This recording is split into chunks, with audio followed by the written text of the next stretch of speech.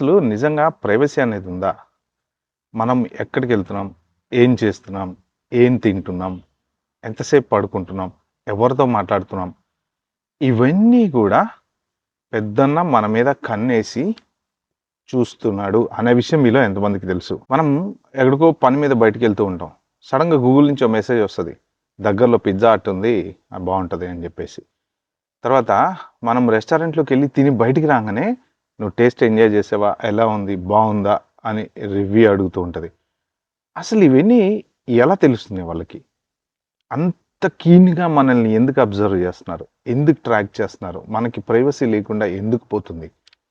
So, వీటన్నిటితో పాటు నెత్తిన పిడుగుపడేలాంటి వార్త ఏంటంటే, పాలంటీర్ అనేటువంటి ఒక ఓఎస్ సాఫ్ట్‌వేర్ ఉంది. ఆ సాఫ్ట్‌వేరు ఇప్పుడు యునైటెడ్ స్టేట్స్ గవర్నమెంటు దానికి కొంత బడ్జెట్ ఇచ్చి $30 మిలియన్ బడ్జెట్ ఇచ్చేసి దాన్ని డెవలప్ చేయమని చెప్పిందనమాట. సో, ఇది ఆర్టిఫిషియల్ ఇంటెలిజెన్స్ డెవలప్ అవుతుంది. పాలంటీర్ అనేటువంటి ఆర్టిఫిషియల్ ఇంటెలిజెన్స్ సాఫ్ట్‌వేరు దాన్ని ఇంకొక రకంగా కూడా పిలుస్తారు. Which is called immigration OS అంటారనమాట. సో, ఈ సాఫ్ట్‌వేర్ వాళ్ళు ఎందుకు డెవలప్ చేస్తున్నారు? అసలు దీని ద్వారా వాళ్ళు ఏం సాధిద్దాం అనుకుంటున్నారు? దీనివల్ల మనకేమన్నా ఎఫెక్ట్ అయితే అవుతుందా? సో, ఈ టాపిక్స్ అన్నీ నేను ఈ వీడియోలో మీకు చెప్తాను. సో, మీరైతే మాత్రం దయచేసి లాస్ట్ వరకు చూడండి. ఇంపార్టెంట్ విషయాలు ఏవి మిస్ కాకుండా ఉంటారు. ఇంకా నా ఛానల్‌కి ఎవరైనా ఫస్ట్ టైమ్ వచ్చినట్టుంటే ప్లీజ్ అండి సబ్స్క్రైబ్ చేసుకోండి. అలాగే నా వీడియోస్ నచ్చితే మాత్రం లైక్ చేయండి, షేర్ చేయండి. మనం టాపిక్‌లోకి వెళ్ళిపోదాం. ఈ పర్టిక్యులర్ పాలంటీర్ అనేటువంటి సాఫ్ట్‌వేరు ఇది గవర్నమెంట్ రిలేటెడ్ ఆర్గనైజేషన్ అనమాట. యాక్చువల్‌గా దీన్ని ఒకప్పుడు ఎక్స్-సిఐఏ ఆఫీసర్స్ స్టార్ట్ చేశారు. జనరల్‌గా వీళ్ళ పనేంటి అంటే ఏదన్నా డేటా గ్యాదరింగ్ అంటే ఏదన్నా ఇప్పుడు ఒక క్రిమినల్ ఇష్యూ జరిగినా, లేకపోతే బోర్డర్ ఇష్యూస్ జరిగినా, లేకపోతే ఆర్మీకి సంబంధించిన ఏమన్నా ఇలాంటివి కొంచెం అంటే కంట్రీకి ఇన్ఫర్మేషన్ కావాలి అనుకున్నట్టే వీళ్ళు గనక ఆ ఇన్ఫర్మేషన్ తీసి కంట్రీకి ఇస్తారనమాట.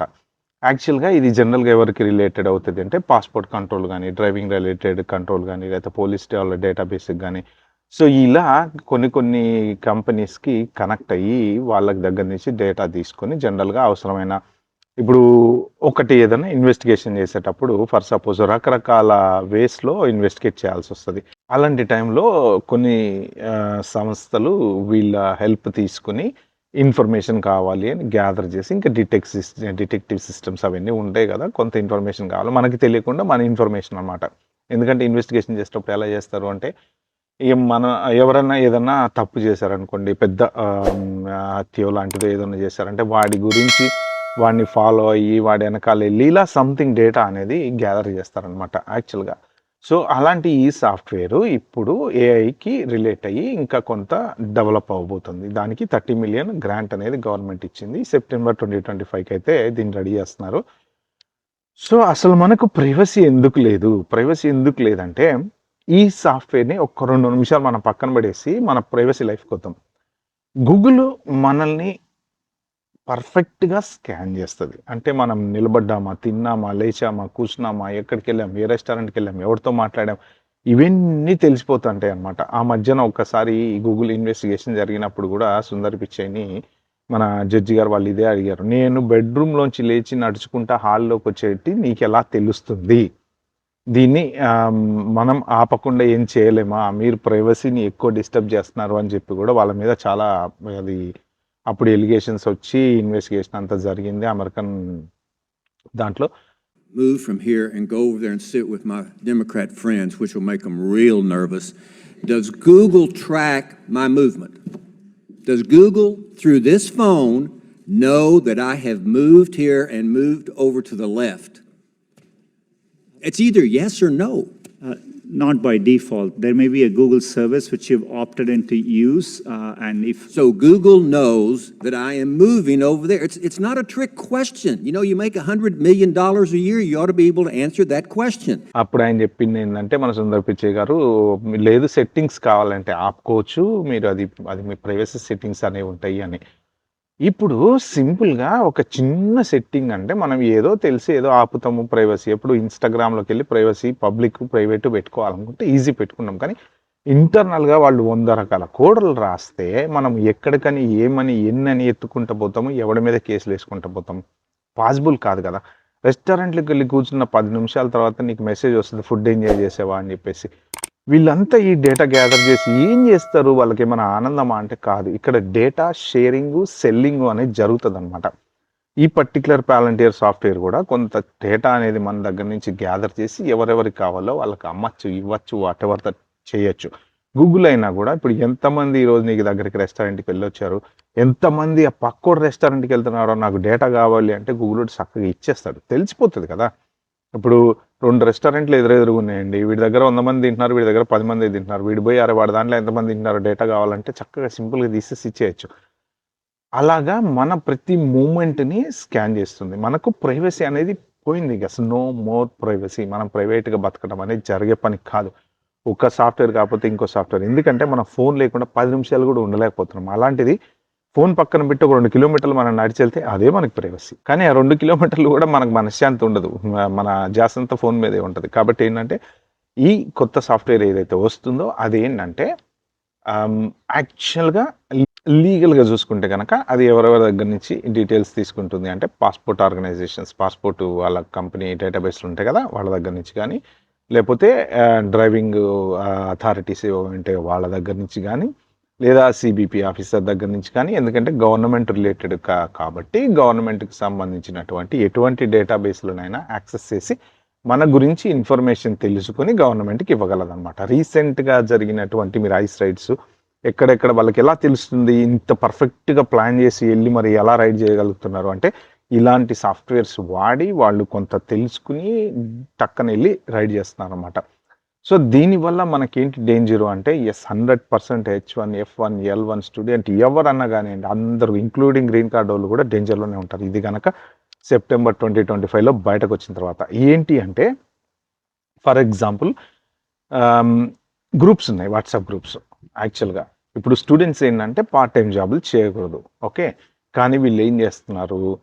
ఎవరింట్లో అన్నా డస్టింగ్ చేయొచ్చా? లేకపోతే ఎంతో కొంత డబ్బులు సంపాదించుకోవటానికి స్టూడెంట్స్ ఎళ్ళేసి తెలియకుండా పని చేయటము, తెలిసి పని చేయటము, క్యాష్ తీసుకోవటము. ఎందుకంటే చెక్ ద్వారా గానీ, బ్యాంక్ ద్వారా గానీ తీసుకుంటే వాళ్ళకి తెలిసిపోతది కాబట్టి క్యాష్ ద్వారా తీసుకుంటున్నారు. అక్కడ మీరేమని మెసేజ్ పెడుతున్నారు? నేను యాక్చువల్‌గా మీ ఇంటికొచ్చి 2 గంటలు పని చేస్తే నాకు గంటకు $10 లెక్కన $20 ఇస్తా ఇవ్వండి. కానీ నాకు క్యాష్ మాత్రమే డ్రా చేసి ఇవ్వండి. నేను బ్యాంక్ రూపంలో తీసుకోను. ఎందుకంటే నేను స్టూడెంట్ వీసా మీద ఉన్నాను అని సింపుల్‌గా పెట్టేసారనుకోండి.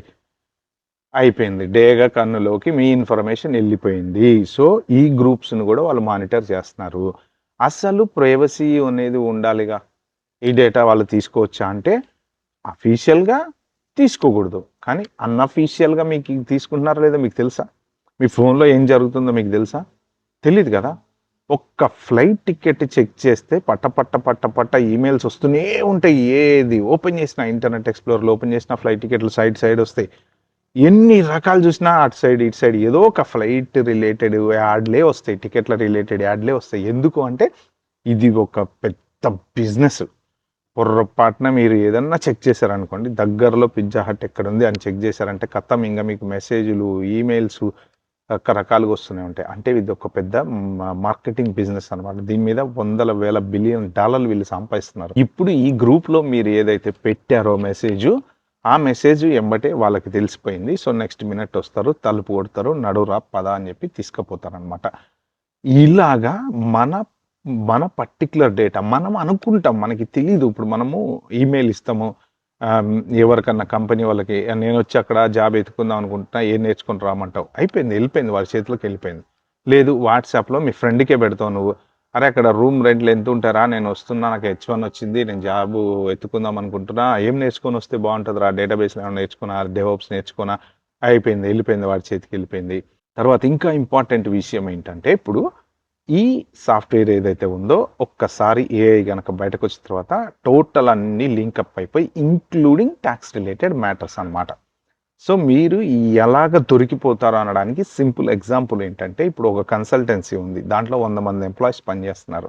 ఆ కన్సల్టెన్సీకి ఒక $1 మిలియన్ అమౌంట్ ఎవ్రీ ఇయర్ వస్తుంది. ఆ ఎవ్రీ ఇయర్ వచ్చేటువంటి $1 మిలియన్ అమౌంట్‌ని కరెక్ట్‌గా 100 మందికి సాలరీ పర్ఫెక్ట్‌గా ఇచ్చి, ఆ అమౌంట్ మిగిలింది ఏదైతే ఉందో దాన్ని వాళ్ళు ప్రాఫిట్ కింద తీసుకుంటున్నారనేటువంటి లెక్కలు ఆన్ ద డాట్ పర్ఫెక్ట్‌గా ఐఆర్ఎస్ దగ్గర లేకపోతే అప్పుడు ప్రాబ్లమ్స్ వచ్చేటువంటి ఛాన్స్ ఉంది. చాలామంది ఏం చేస్తున్నారు అంటే, ఇప్పుడు ఓపీటీ మీద ఉన్నారు. మీరు పేరోల్ రన్ చేస్తున్నారు. ఓకే. మీ అకౌంట్‌లో సాలరీ ఏస్తున్నారు. కానీ మీరు వాడికి రిటర్న్ ఇవ్వాలిగా. అదెట్లా ఇస్తున్నారు? క్యాష్ ఇన్ హ్యాండ్ ఇస్తున్నారు. వాడికి ఏదో మెసేజ్ పెడతారు. Okay. I'll bring some cash tomorrow, some cash today అనో, లేకపోతే where are you? Can I come and meet you? And ఆ టైంకెళ్ళి మీరు క్యాష్ ఇవ్వడమో. Already Trinetra is watching you. So, there is no doubt about it. ఇలాంటియన్నీ గూడా. తర్వాత ఆ కన్సల్టెంట్ 100% ఇప్పుడు వేరే 2 జాబులు చేసే వాళ్ళ పేరోల్ మీది మీద రన్ చేస్తున్నాడు. 100% ఇల్లీగల్ అది. There is no doubt about. ఆడికే వెళ్ళాలి ఆ సాలరీ. మీకెట్లా వెళ్తుంది? సో, అది కూడా తప్పు. అక్కడేమవుతది? ట్యాక్స్ చేంజెస్ అనేవి వస్తాయి. అంటే సంపాదించేదానికి పర్ఫెక్ట్‌గా క్యాలిక్యులేషన్ చేసి కరెక్ట్‌గా కట్టరు. జనరల్‌గా ఏంటంటే ఇన్ని రోజుల నుంచి నడిచింది వాళ్ళ ట్యాక్స్ ఎట్లో గట్ల కట్టారు. కంపెనీ మెయింటైన్ చేస్తున్నారు. పేరోల్ రన్ చేశారు. ఏదో వాడికి ఇంత కట్టాల్సింది కట్టేశారు. అయిపోయింది. కానీ ఇప్పుడు ఏంటంటే వాడు మ్యాచ్ చేస్తున్నాడు. డేటా మ్యాచ్ చేస్తున్నాడు. ఏది? ఈ 100 మందికి చెప్పిన రూల్ ప్రకారం వీడికి $60,000, వీడికి $40,000, వీడికి $30,000 వీడి సాలరీ వాడు ఇచ్చిన దానికి మ్యాచ్ అయిందా? ప్లస్ వీడు $60,000 సాలరీ వీడికి ఇచ్చారు కదా! దాని మీద కరెక్ట్‌గా ట్యాక్స్ కట్టాడా? లేదు 30,000కే కట్టి 30,000 బోనస్ అని చూపెట్టాడా? లేకపోతే ఇంకోలాగా చూపెట్టాడా? లేకపోతే అసలు ఇప్పుడు క్యాష్ ఇచ్చారు మీరు. మీకు మళ్ళీ అమౌంట్ బ్యాక్ ఏది అకౌంట్‌లోకి వస్తుంది కదా! ఆ క్యాష్ ఇచ్చింది రికార్డ్ అవ్వదుగా. 3,000 మీ అకౌంట్‌కి వస్తుంది. ఆయనకి ఇచ్చిన 3,000 రికార్డ్ అవ్వదు కదా! క్యాష్ కదా అది. సో, ఇలాంటి లూప్ హోల్స్ అన్నీ బయటకొస్తాయన్నమాట. సో, చక్కగా డౌట్ లేకుండా H1 F1 L1 green card వాళ్ళ గుండెల్లో నిద్రపోయేటువంటి సాఫ్ట్‌వేర్ ఇది డెఫినిట్‌గా ఇదైతే ఉంది. ఖచ్చితంగా ఇంపాక్ట్ అయితే ఉంటుంది. ఆల్రెడీ వీళ్ళు ఏదో ఒక రకంగా మన గురించి తెలుసుకుంటున్నారు. అన్ని డ్రామాలు బయటపడిపోయినాయి. ఇంకా మనం కొత్తగా మనం ఒక స్టెప్ వేస్తే వాళ్ళు 2 స్టెప్పులేస్తున్నారనమాట. మనం ఇన్ని రోజుల నుంచి చేసిన డ్రామాలన్నీ చేసాం. తప్పదు. ఎందుకంటే బతకడం కోసం అందరూ రకరకాల వేషాలేయాల్సొస్తది. అది గనక చూసుకుంటే మాత్రం ఇప్పుడు ఈ సాఫ్ట్‌వేర్ వచ్చిన తర్వాత మీరందరూ చాలా జాగ్రత్తగా అయితే ఉండాల్సిన అవసరం అయితే ఉంది. మెయిన్ మీరు కాన్వర్జేషన్స్ గ్రూప్స్‌లో గాని ఏమన్నా అక్కడ రైడింగ్ అయితుందా? ఇక్కడ రైడింగ్ అయితుందా? నేను ఇక్కడున్నా, అక్కడ రైడింగ్ అయితే చెప్పండి. విన్నాను రీసెంట్‌గా ఎవరో గ్రూప్‌లో మెసేజ్‌లు పెట్టుకున్నారంట. అక్కడ ఏదో రైడింగ్ అయితుందంట. నేను ఇక్కడున్నా. ఒకవేళ ఎవరన్నా ఐసోల్‌లో వస్తే చెప్పండి అని చెప్పి ఎవరో వాట్సాప్‌లో గ్రూప్‌లలో డిస్కషన్ చేసుకుంటున్నారట. సో, ఇవన్నీ కూడా పబ్లిక్ అవుతాయి. ఎందుకంటే లీగల్‌గా వాళ్ళు పర్మిషన్ తీసుకోవాలి. మన ఫోన్ చెక్ చేయాలన్నా, ఐసోలు గాని, పోలీసోళ్ళు గాని ఎవరన్నా చెక్ చేయాలి అంటే ఆబ్వియస్‌లీ వాళ్ళకి కోర్ట్ నుంచి పర్మిషన్ తెచ్చుకొని చేసుకుంటారు కాబట్టి ప్రాబ్లమ్ లేదు. అదర్ దాన్ దట్ అఫీషియల్‌గా వాళ్ళు మనల్ని ట్రాక్ చేయకపోయినా అన్‌అఫీషియల్‌గా మన సోషల్ మీడియాలోంచి డేటా తీసుకునేటువంటి ఛాన్స్ అయితే 100% ఉంది.